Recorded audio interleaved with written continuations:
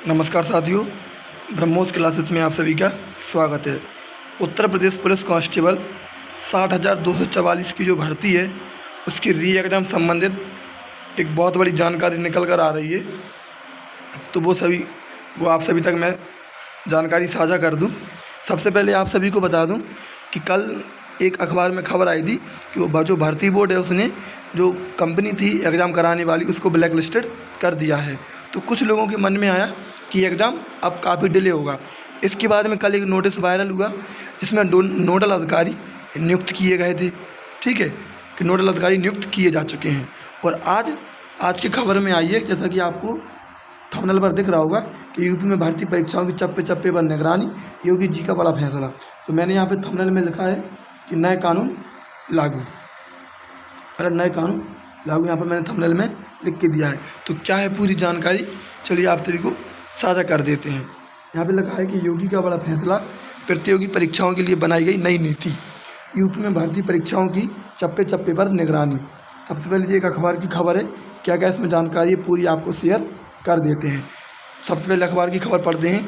मुख्यमंत्री योगी आदित्यनाथ के निर्देश पर भर्ती परीक्षा पेपर लीक होने से रोकने और धांधली खत्म करने के लिए फुल प्रूफ इंतजाम करते हुए नई नीति जारी कर दी गई है। मतलब नई नीति मुख्यमंत्री जी ने जारी कर दी है, अभी जारी कर दी गई है। मतलब जैसे जो नीति बन गई है वो जारी भी कर दी गई, बननी नहीं है। इसका मतलब काम तेज़ी से चल रहा है। आगे लिखा है कि एक भर्ती परीक्षा कराने के लिए 4 एजेंसियों की अलग अलग जिम्मेदारी होगी। जब सोचिए एक कंपनी ब्लैक लिस्टेड हो गई है और अब की बार भर्ती परीक्षा धांधली से रोकी जाए, इसलिए 4 एजेंसी अलग अलग परीक्षा कराएंगी। पेपर बनाने वाली एजेंसी अलग कुछ कराएगी, से जो पेपर पहुंचाती है वो अलग एजेंसी होगी। पूरी जानकारी दी गई है। मतलब एक एजेंसी ब्लैक लिस्टेड कर दी तो बोर्ड के पास ऑलरेडी पहले से एजेंसियां हैं, उसने पहले तैयार करके रखी हैं, क्योंकि उसको 6 माह के अंदर एग्ज़ाम कराना है। जी योगी जी का आदेश है। तो आप ये मत सोचेंगे एग्ज़ाम हमारा डिले हो गया, बिल्कुल भी डिले नहीं हो गया। नोडल अधिकारी नियुक्त किए जा चुके हैं, नई नीति जारी कर दी गई है। देखिए पूरी खबर इसमें क्या क्या है। आगे लिखा कि 4 एजेंसियों की अलग अलग जिम्मेदारी होगी। परीक्षार्थियों को अपने गृह मंडल के बाहर परीक्षा देने जाना होगा। मतलब परीक्षा अब होम सेंटर आपको नहीं मिलेगा, लड़कों को दूसरी जगह जाना होगा। निःशर्त महिलाओं को यह प्रतिबंध लागू नहीं हो, मतलब महिलाओं के लिए होम डिस्ट्रिक्ट मिल जाएगा। ठीक है, 4 लाख से अधिक परीक्षार्थी होने पर 2 चरणों में परीक्षा होगी। यदि मतलब 4 लाख से अभ्यर्थी ज़्यादा हो रहे तो मतलब 2 चरणों में परीक्षा होगी। 2 लाख एक पाली में बच्चे बैठेंगे, 2 लाख दूसरी पाली में बच्चे बैठेंगे। इस बात से मालूम चलता है। आगे देखो, 4 लाख से अधिक परीक्षार्थी होने पर 2 चरणों में परीक्षा होगी। रिजल्ट बनने में धांधली रोकने के लिए आयोग और बोर्ड में ही OMR सीट की स्कैनिंग कराई जाएगी। मतलब जो अब कंपनी जांच कराती थी, जो आयोग है, जो बोर्ड है, उसी में उसकी स्कैनिंग की जाएगी रिजल्ट रोकने के लिए OMR सीट की। परीक्षा केंद्र बनाने के लिए 2 श्रेणियाँ बनाई गई हैं। मतलब जो सेंटर बनाए जाएंगे वो 2 श्रेणियों से बनाए जाएंगे। पहली श्रेणी में राजकीय इंटर कॉलेज से लेकर मेडिकल इंजीनियरिंग कॉलेज, मतलब जो बड़े वाले इंटर कॉलेज हैं और मेडिकल कॉलेज हैं उनमें बनाए जाएंगे। और दूसरी श्रेणी में एडेड स्कूलों को रखा गया है। वित्त विहीन स्कूलों व कॉलेजों के परीक्षण केंद्र नहीं बनाया जाएगा। मतलब जिसके पास फंड नहीं है, जिसको पैसे की कमी है, अधिकतर वही लोग नकल करवा देते, क्योंकि वो पैसे ले लेते हैं, वो लोग नकल करवा देते हैं। आगे लिखा है गोपनीय कोड रहेंगे। अपर मुख्य सचिव कार्मिक डॉक्टर देवेश चतुर्वेदी ने गुरुवार की रात शासनादेश जारी करते हुए सभी आयोगों व बोर्डों को भेज दिया है। इस एक पाली में अधिकतम 5 लाख परीक्षार्थियों को ही रखा जाएगा। मतलब एक पाली में 5 लाख अभ्यर्थी यूपी कांस्टेबल में बैठ पाएंगे। ठीक है, आगे देखो,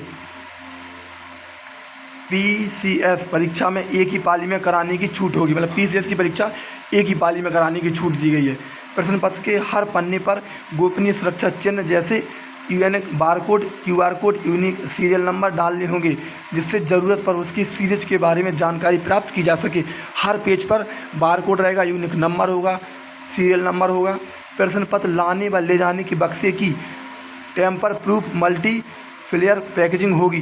प्रश्न पत्र सेटिंग के लिए पर्याप्त समय दिया जाएगा। मतलब प्रश्न पत्र सेटिंग के लिए पर्याप्त समय दिया जाएगा। परीक्षा नियंत्रक द्वारा प्रश्न पत्र छापने वाली एजेंसी का नियमित निरीक्षण किया जाएगा। इतनी देखो, जो 4 एजेंसियां होंगी वो क्या क्या काम करेंगी यहाँ पर आपको दिखाई दे रहा होगा। 4 एजेंसियों को मिली अलग अलग जिम्मेदारी। एजेंसी ए का काम प्रश्न पत्र तैयार करना, छपवाना और सभी जिलों के कोषागार तक पहुँचाना। पहली एजेंसी का काम रहेगा कि सिर्फ तुम प्रश्न पत्र छपवाओ और सभी जिलों के कोषागार तक पहुंचाओ। इसके बाद उसका फिर और कोई काम नहीं रहेगा। एजेंसी बी का काम परीक्षा कराना, इसमें प्रश्न पत्रों को कोषागार से परीक्षा केंद्र तक पहुंचाना, परीक्षा केंद्र की सभी व्यवस्था व परीक्षा के बाद OMR सीट को आयोग व बोर्ड तक पहुंचाना। ये एजेंसी बी का काम रहेगा। एजेंसी सी का काम है परीक्षा केंद्र पर सुरक्षा व्यवस्था, इसमें security fishing, biometric capture, CCTV control room की व्यवस्था करना। ये कंपनी सी का काम रहेगा। और एजेंसी डी का काम रहेगा OMR सीट की स्कैनिंग आयोग व बोर्ड परिसर में ही कराकर परीक्षा का स्कोर चयन संख्या संस्था को उपलब्ध कराना। मतलब उसकी जो बोर्ड जो OMR की चेकिंग है वो बोर्ड के अंडर में कराए और उसकी पूरी चेकिंग करके उसका पूरा स्कोर बता के संस्था को सौंप दी। ये परीक्षा बी का काम रहेगा, एजेंसी डी का काम रहेगा। ध्यान रखना ये मतलब, क्योंकि इससे ये मालूम चलेगा कि भाई उसने पेपर छपवा दिया, अब पेपर जब छपवा दिया दूसरी कंपनी तक आ गया, अब उसका कोई भी इन्वॉल्व नहीं रहेगा। यदि किसी ने उनको रुपये दिए भी होंगे तो वो सिर्फ कोषागार तक आए और कोषागार तक के बीच में यदि उन्होंने लीक नहीं करा पाया तो एजेंसी ए का काम निपट गया। अब सेंध मारो के पैसे चले गए, अब एजेंसी बी का काम आ गया। तो इसमें एजेंसी ए के एक भी अधिकारी नहीं मिलेंगे फिर बी वाली एजेंसी में।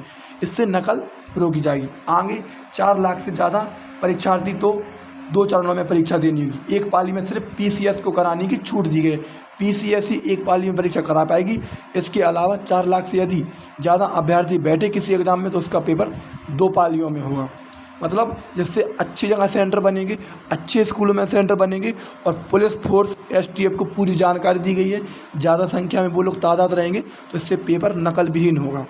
आज की अखबार की खबर है, यदि बोर्ड के पास कंपनी नहीं होती तो बोर्ड गुरुवार की रात को जी आदेश जारी क्यों करता। बोर्ड के पास कंपनियां हैं, आप अपनी तैयारी करते रहिए। मैं आपको बार बार सचेत कर रहा हूं, यदि एग्ज़ाम बिगड़ेगा तो आपका बिगड़ेगा और किसी का कुछ नहीं हुआ, इसलिए आप अपनी तैयारी करते रहिए। जानकारी अच्छी लगी हो तो प्लीज़ चैनल को सब्सक्राइब कर लें, अपने दोस्तों तक शेयर कर दें। धन्यवाद।